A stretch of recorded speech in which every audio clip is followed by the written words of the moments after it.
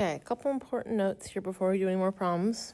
If you put a square on the paper, so for example, let's say that I had x squared equals 9. That does not have a square root on the paper at all. I'm going to put a square root on the paper. Like I created the square root to solve for x. Because I put a square root on the paper, you have to take care of that plus and minus, because the square root of 9 is positive 3, because 3 squared equals 9, and negative 3 squared equals 9. So the square root of 9 is plus and minus 3. So please make sure that if you're taking roots of things and making the root appear that wasn't there to begin with, that you are taking care of that. Speaking of roots, we are going to solve some problems with radicals in them. So the idea is you want to get the root by itself on one side, isolate the radical, and then we're going to have to square both sides to solve. So let's go ahead and do that. So for this first problem, I'm going to add the radical to the other side.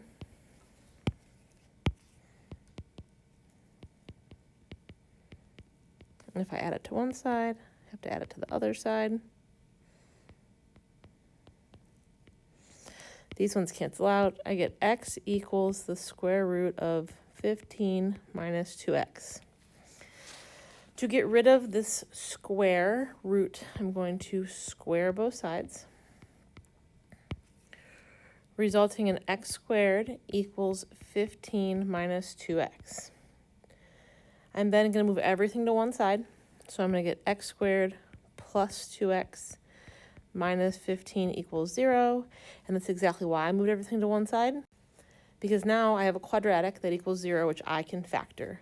And this factoring is x plus 5 and x minus 3, because 5 times negative 3 makes my negative 15 right here, but 5 plus negative 3 gets me my positive 2 right here. So we talked about this earlier, zero product property. If you have two things multiplied together and they equal 0, then one of them has to equal 0. So I'm going to take each piece and set it equal to 0. In the first piece, you're going to get that x equals negative 5. And in the second piece, when you add the 3 over, you get x equals 3. Just like the previous video, you're going to have to check your answers, because we squared both sides, which is the same thing as multiplying by new x's. So we could have introduced answers or extraneous answers that don't really work. So we need to check them both. So let me check x equals negative 5 first. So I get negative 5 minus square root of 15 minus 2 times negative 5 has to equal 0. Negative 5 minus the square root. Negative 2 times negative 5 is positive 10, so I get 15 plus 10. This is negative 5 minus the square root of 25. This root is already in the paper, so it is considered the principal root. It is not a root that we created, so we don't have to do plus or minus. So I get negative 5 minus 5. That equals negative 10. That does not equal 0, so this one is extraneous. I'm going to cross it off and write ext next to it, extraneous. Okay, and let's go ahead and try the x equals 3.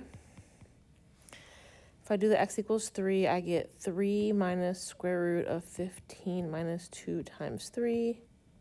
This has to equal 0. 3 minus square root of 15 minus 6. 3 minus square root of 9. 3 minus 3. Oops, I wrote 0.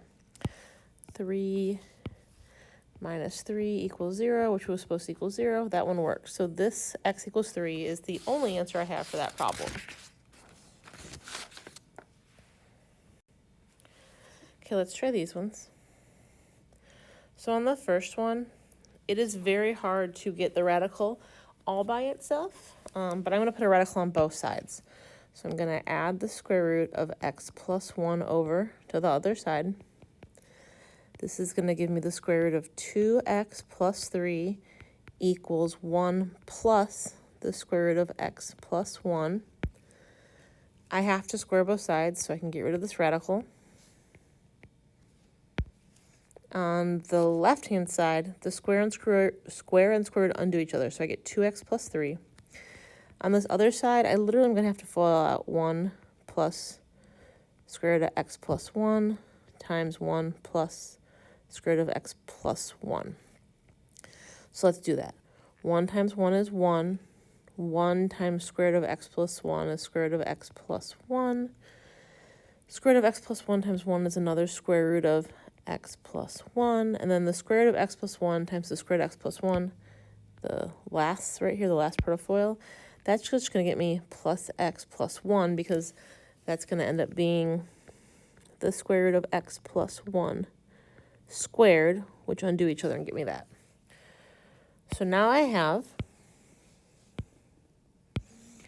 2x plus 3 equals, I can add this 1 and this 1 together, 2 plus an x plus 2 square roots of x plus 1.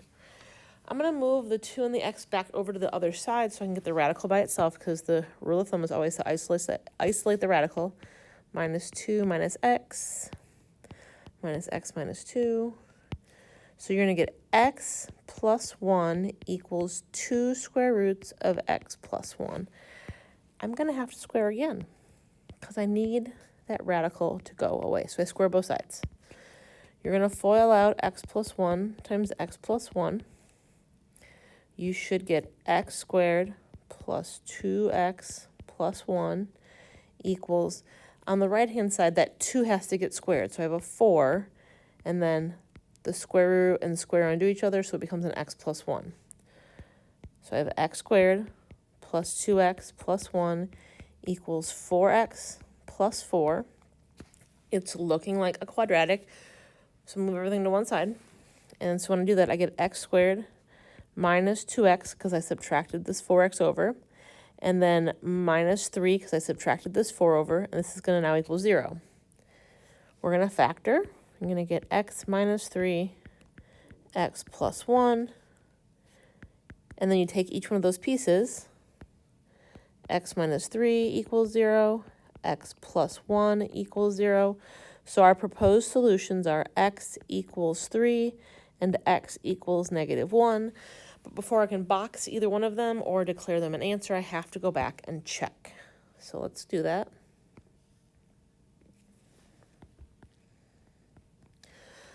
So let's check x equals 3 first. So let's do that. Square root of 2 times 3 minus 3, plus 3 minus square root of 3 plus 1 equals 1. So this is going to be the square root of 9 minus the square root of 4. Square root of 9 is 3 minus 2 equals 1. That one checks out. It works. Let's try -1 now. So I get square root of 2 times -1 plus 3 minus square root of -1 plus 1 equals 1. This is going to be the square root of 1 minus the square root of 0, which is 1 minus 0, which is 1, which also, again, checks out. So this time, both of these are my answers. Okay, one more of these, one more.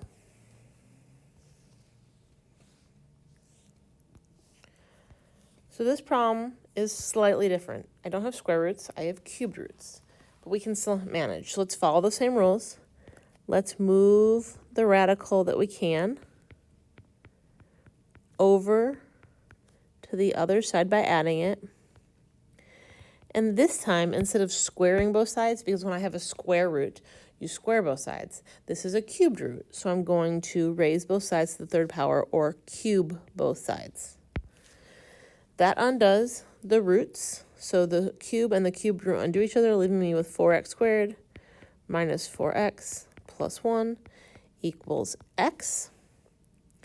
I'm going to move my x to the other side by subtracting it, so I get 4x squared minus 5x, because I've subtracted another x over, plus 1 equals 0. And we just did a whole bunch of quadratics. So you can pick whether you want to factor, quadratic formula. I'm going to try factoring. I'm going to do a times c, which gets me a 4. I need 2 factors of positive 4 that I add and make -5. That's going to be -4 and -1, because -4 times -1 makes a positive 4. Negative 4 plus negative 1 makes my negative 5. So I have 4x squared minus 4x minus 1x plus 1 equals 0. And all I've done is replace this negative 5x with these two terms. And now I can factor by grouping. Make my green group. They both have a 4x in common, leaving an x minus 1. In my yellow group, they both have a minus 1 in common, leaving me with an x minus 1. And now in my green and yellow group, they both have an x minus 1. In the green group, I'm left with a 4x, and in my yellow group, I'm left with a minus 1. And now I can do my zero product property and set each piece equal to 0. So x minus 1 equals 0. 4x minus 1 equals 0. X equals 1 is a proposed solution. X equals 1/4 is a proposed solution. Before we can box them and claim them solutions, we have to check. So let's check x equals 1 first. So cubed root of 4 times 1 squared minus 4 times 1 plus 1 minus the cubed root of 1 equals 0. So this piece right here is going to be a 4 minus a 4 plus a 1. So this is the cubed root of 1 minus the cubed root of, minus the cubed root of 1. Well, cubed root of anything minus the cubed root of the same thing is 0, or 1 minus 1 is going to be 0. So this one checks out. So x equals 1 is good. X equals 1/4. Cubed root of 4 times 1/4 squared minus 4 times 1/4 plus 1 minus the cubed root of 1/4 equals 0. Okay, cubed root of 4 squared is 16, so I put a 4 on top. You're going to get 1/4. This piece right here is going to be 1 over 16 times a 4, which is 4 over 16, which reduces to 1/4, minus 1 plus 1 minus the cubed root of 1/4. These two undo each other. So now I have the cubed root of 1/4 minus the cubed root of 1/4. 3 minus 3 is 0. X minus x is 0. Cubed root of 1/4 minus cubed root of 1/4 is 0. This one also checks out. So both of these down here are my solutions.